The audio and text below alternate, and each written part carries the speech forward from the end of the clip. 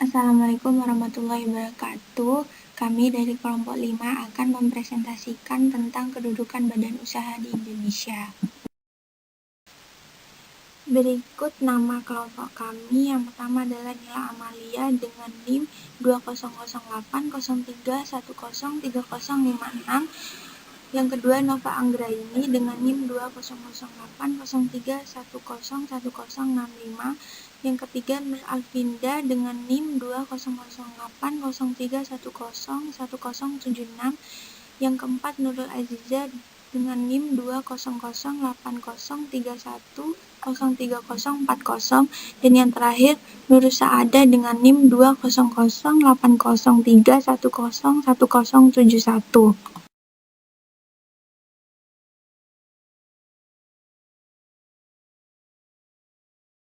Pengertian badan usaha adalah sebuah organisasi kesatuan yuridis atau hukum teknis dan ekonomis yang terstruktur dalam mengelola faktor-faktor produksi untuk menghasilkan barang dan jasa yang bertujuan untuk mencari laba keuntungan. Jika menurut Kamus Besar Bahasa Indonesia, pengertian badan usaha adalah sekumpulan orang dan modal yang mempunyai aktivitas yang bergerak di bidang perdagangan atau dunia usaha atau perusahaan. Perbedaan badan usaha dan perusahaan. Badan usaha. Yang pertama, satu kebulatan ekonomi. Kedua, kesatuan yuridis dan ekonomi. Yang ketiga, kesatuan organisasi yang menggunakan faktor produksi untuk menghasilkan barang dan jasa dengan tujuan mencari laba. Dan yang terakhir, tempat kedudukan.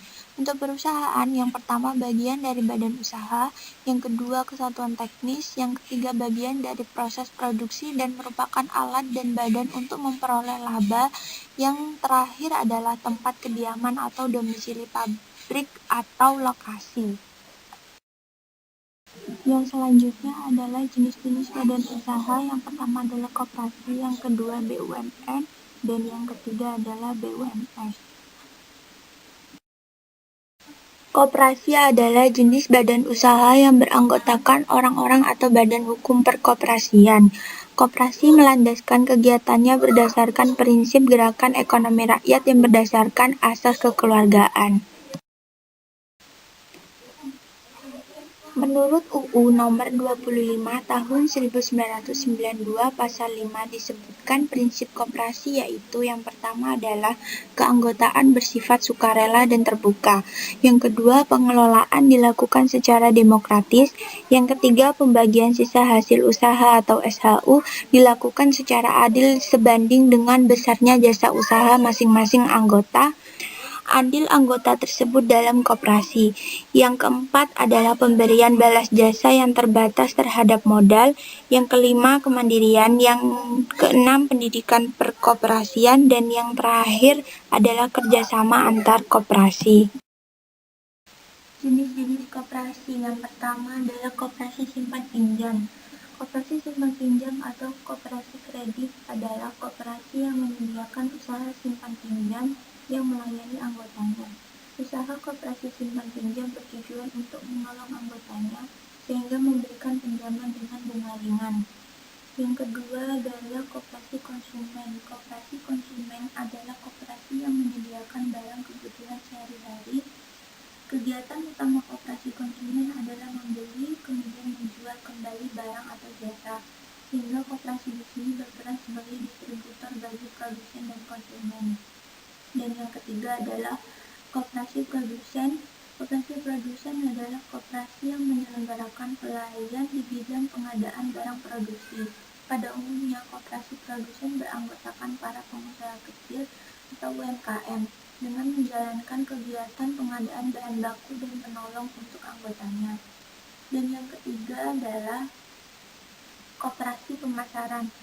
Koperasi pemasaran adalah koperasi yang menyelenggarakan fungsi distribusi barang atau jasa yang dihasilkan oleh anggotanya agar sampai di tangan konsumen. Di sini anggota berperan sebagai pemilik dan pemasok barang atau jasa kepada koperasinya.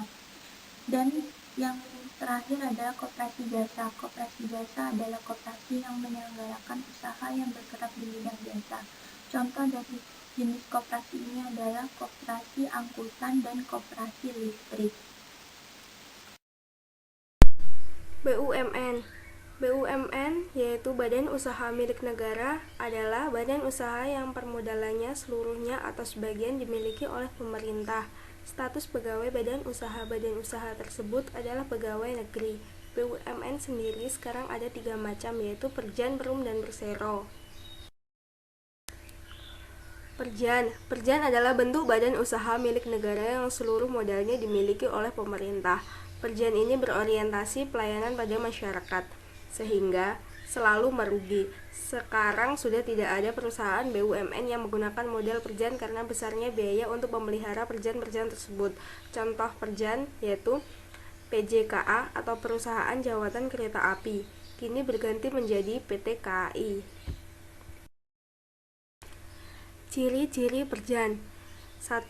Memberikan pelayanan kepada masyarakat. 2. Merupakan bagian dari suatu departemen pemerintahan. 3. Dipimpin oleh seorang kepala yang bertanggung jawab langsung kepada menteri dan direktur jenderal departemen yang bersangkutan. 4. Status karyawannya adalah pegawai negeri. Perum adalah perjan yang sudah dirubah. Tujuannya tidak lagi berorientasi pelayanan tetapi sudah profit oriented. Sama seperti perjan, Perum dikelola oleh negara dengan status pegawainya sebagai pegawai negeri. Namun perusahaan masih merugi meskipun status perjan diubah menjadi Perum. Sehingga pemerintah terpaksa menjual sebagian saham Perum tersebut kepada publik dan statusnya diubah menjadi Persero. Ciri-ciri Perum: melayani kepentingan masyarakat umum, dipimpin oleh seseorang direksi atau direktur, mempunyai kekayaan sendiri dan bergerak di perusahaan swasta. Artinya, perusahaan umum atau Perum bebas membuat kontrak kerja dengan semua pihak. Dikelola dengan modal pemerintah yang terpisah dari kekayaan negara. Pekerjanya adalah pegawai perusahaan swasta, memupuk keuntungan untuk mengisi kas negara. Modalnya dapat berupa saham atau obligasi bagi perusahaan yang go public. Persero adalah salah satu badan usaha yang dikelola oleh negara atau daerah. Berbeda dengan Perum atau Perjan. Tujuan didirikannya Persero yang pertama adalah mencari keuntungan dan yang kedua memberi pelayanan kepada umum. Modal pendiriannya berasal sebagian atau seluruhnya dari kekayaan negara yang dipisahkan berupa saham-saham. Persero dipimpin oleh direksi, sedangkan pegawainya berstatus sebagai pegawai swasta. Badan usaha ditulis PT atau nama perusahaan atau Persero.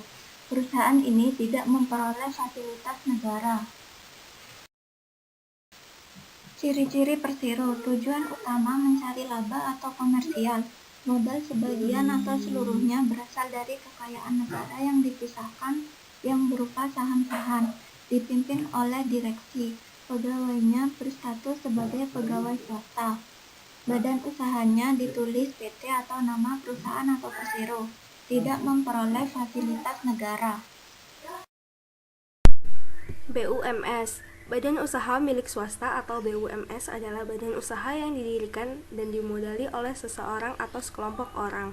Berdasarkan UUD 1945 pasal 33, bidang-bidang usaha yang diberikan kepada pihak swasta adalah mengelola sumber daya ekonomi yang bersifat tidak vital dan strategis, atau yang tidak menguasai hajat hidup orang banyak. Berdasarkan bentuk hukumnya, badan usaha milik swasta dibedakan atas perusahaan persekutuan, firma, perusahaan komanditer, perusahaan terbatas, dan yayasan. Perusahaan persekutuan. Perusahaan persekutuan adalah perusahaan yang memiliki 2 permodal atau lebih. Ada 3 bentuk perusahaan persekutuan, yaitu perusahaan jasa, perusahaan dagang, dan perusahaan manufaktur. Firma adalah badan usaha yang didirikan oleh 2 orang atau lebih di mana tiap-tiap anggota bertanggung jawab penuh atas perusahaan. Modal firma berasal dari anggota pendiri serta laba atau keuntungan dibagikan kepada anggota dengan perbandingan sesuai akta pendirian. Perusahaan komanditer. Perusahaan komanditer atau Commanditary Finance Corp atau CV adalah suatu persekutuan yang didirikan oleh dua orang atau lebih. Persekutuan komanditer mengenal dua istilah, yaitu sekutu aktif adalah anggota yang memimpin atau menjalankan perusahaan dan bertanggung jawab penuh atas utang-utang perusahaan. Sekutu pasif atau sekutu komanditer adalah anggota yang hanya menanamkan modalnya kepada sekutu aktif dan tidak ikut campur dalam urusan operasional perusahaan. Sekutu pasif bertanggung jawab atas risiko yang terjadi sampai batas modal yang ditanam. Keuntungan yang diperoleh dari perusahaan dibagikan sesuai kesepakatan. Perseroan terbatas. Perseroan terbatas atau PT adalah badan usaha yang modalnya diperoleh dari hasil penjualan saham. Setiap pemegang surat saham mempunyai hak atas perusahaan dan setiap pemegang surat saham berhak atas keuntungan atau dividen. Yayasan. Yayasan adalah suatu badan usaha tetapi tidak merupakan perusahaan karena tidak mencari keuntungan. Badan usaha ini didirikan untuk sosial dan berbadan hukum.